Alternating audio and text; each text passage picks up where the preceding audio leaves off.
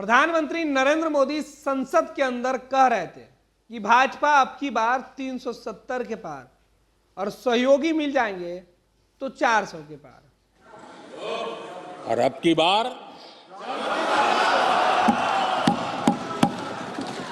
पूरा देश कह रहा है, अब की बार खड़गे जी भी कह रहे हैं। लेकिन अध्यक्ष जी, मैं आमतौर पर ये आंकड़े के चक्कर में नहीं पड़ता, लेकिन मैं देख रहा हूं देश का मिजाज एनडीए को तो 400 पार कर पाई के रहेगा, लेकिन भारतीय जनता पार्टी को 370 सीट अवश्य देगा।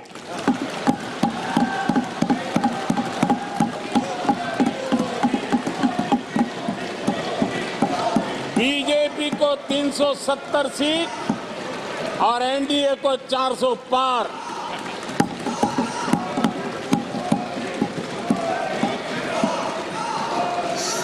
सभा की कार्रवाई इस विषय की समाप्ति तक बढ़ा दी जाए। अब बड़ा सवाल यह है कि प्रधानमंत्री नरेंद्र मोदी पूरे देश भर में तकरीबन 38 राजनीतिक दलों के साथ गठबंधन करके चुनाव लड़ते हैं, लेकिन इस 38 गठबंधन की पार्टियों की बात कर लें, इनमें से 8 ऐसी राजनीतिक पार्टियां हैं जो 1 सीट या 1 से भी 0 यानी 0 सीटें जीतती हैं चुनाव में, और अकेले बीजेपी 370 सीटें जीतती है या जीतेगी। तो 38 पार्टियों को रखने का मतलब क्या है? बीजेपी को जितवाना।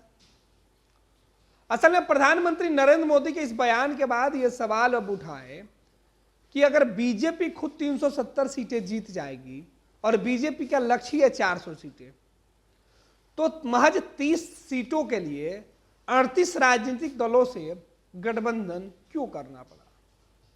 भाजपा देश की सबसे बड़ी पार्टी है और देश की सबसे बड़ी पार्टी के लिए आखिर ये 38 दलों के साथ गठबंधन करना इतनी मजबूरी क्यों रही? आखिर बीजेपी 38 दलों के साथ गठबंधन कर रही है और उनके साथ गठबंधन में मात्र 30 सीटें जीत रही है, और 30 सीटों के साथ वो नई सरकार बनाने का दावा कर रही है।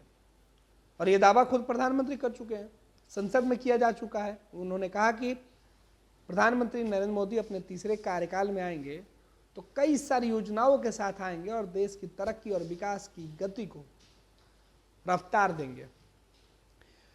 लेकिन जब खुद बीजेपी 370 सीटें जीत जाएगी तो फिर 38 पार्टियों को साथ रखने का मकसद क्या है?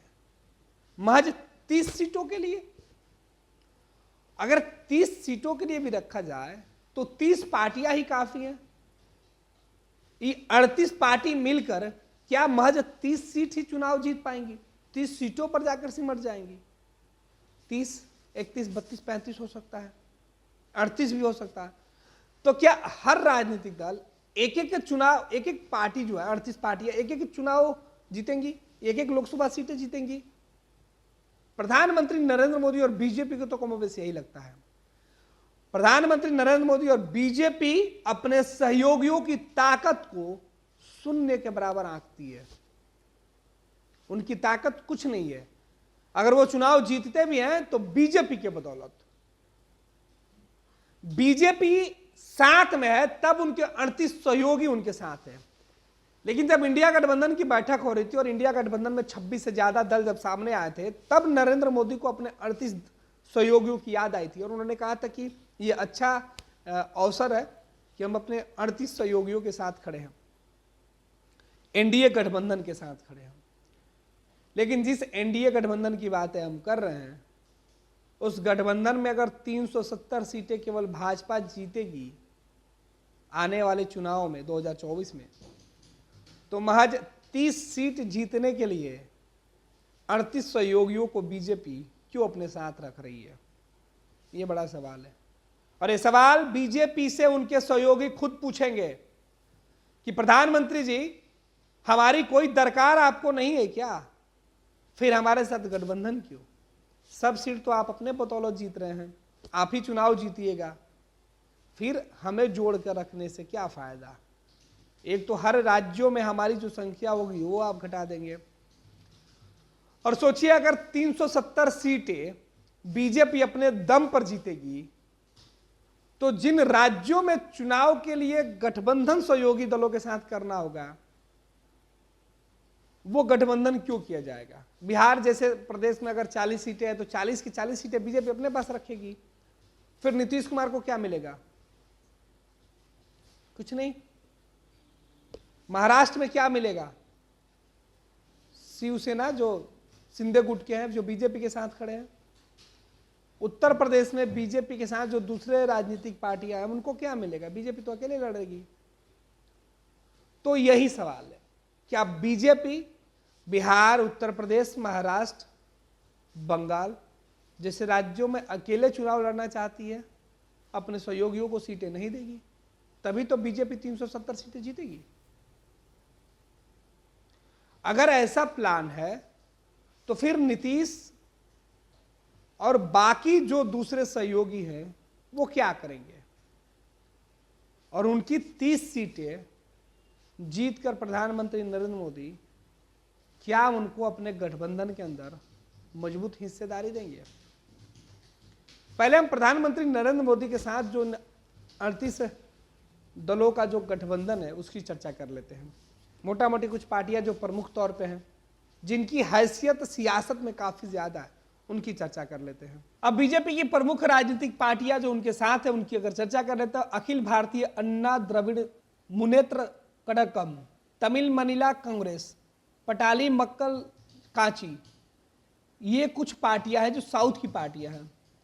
अखिल भारतीय एनआर कांग्रेस, शिवसेना एकनाथ शिंदे गुट, राष्ट्रवादी कांग्रेस पार्टी अजीत पवार गुट, Republican party of India Athawale गुट, राष्ट्रीय समाज पक्ष, जननायक जनता पार्टी, जन सेवा पार्टी, प्रहर जनशक्ति पार्टी, जन सुराज शक्ति, महाराष्ट्रवादी गोमतक पार्टी, लोक जनशक्ति पार्टी चिराग पासवान।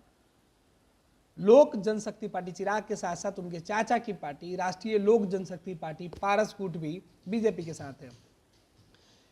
हिंदुस्तानी Awam Morcha secular, all Jharkhand student union, Suheldev Bharatiya Samaj party, Shiromani Akali Dal, अपना दल, केरल कामराज कांग्रेस, भारत धर्म जन सेना, निर्बल इंडियन शोषित हमारा दल जो निशास पार्टी है, Haryana Lokhit party, Assam Gana Parishad, United people's party liberal.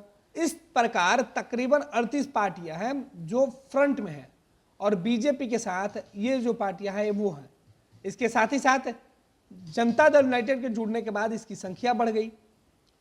भारतीय Janata party, Gorkha national liberation front, Sikkim Krantikari Morcha, Kuki people's alliance, Naga people's front, national democracy progressive party, Mizo national front, इनके अलावा भी कई ऐसी राजनीतिक पार्टियां हैं जो देश के अंदर बीजेपी को सपोर्ट करती हुई दिखाई पड़ रही हैं। ये कुछ प्रमुख पार्टियां थी जो बीजेपी के साथ चुनाव लड़ती हैं और प्रधानमंत्री नरेंद्र मोदी इन पार्टियों के साथ मिलकर आने वाले वक्त में 370 सीटें जीतने का लक्ष्य रख रहे हैं। लेकिन सवाल यही है कि 370 सीटें जीतने के लिए इतने सहयोगी क्यों? जिस 38 सहयोगियों की चर्चा कर रहे थे उसमें अगर नीतीश कुमार की पार्टी जनता दल यूनाइटेड शामिल हो गई तो ये 39 हो गई है।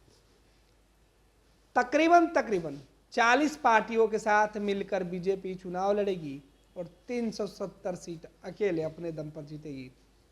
लेकिन 370 सीट और 400 के पार का दावा, तो क्या 30 सीटों के लिए नरेंद्र मोदी को 40 सहयोगियों की जरूरत है?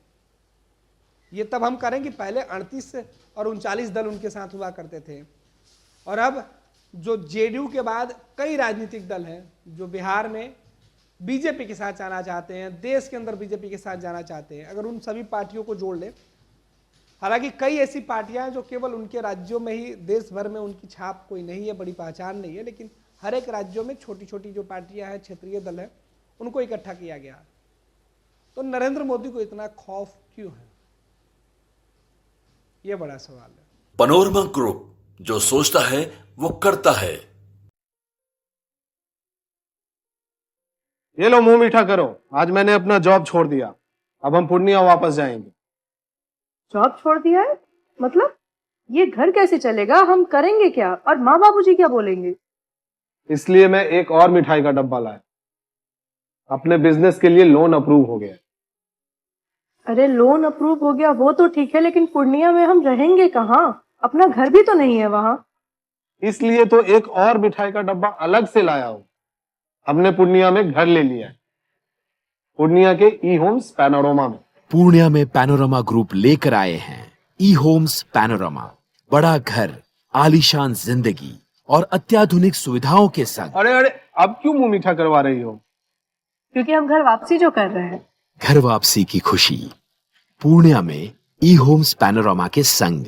ई homes panorama, luxurious lifestyle redefined.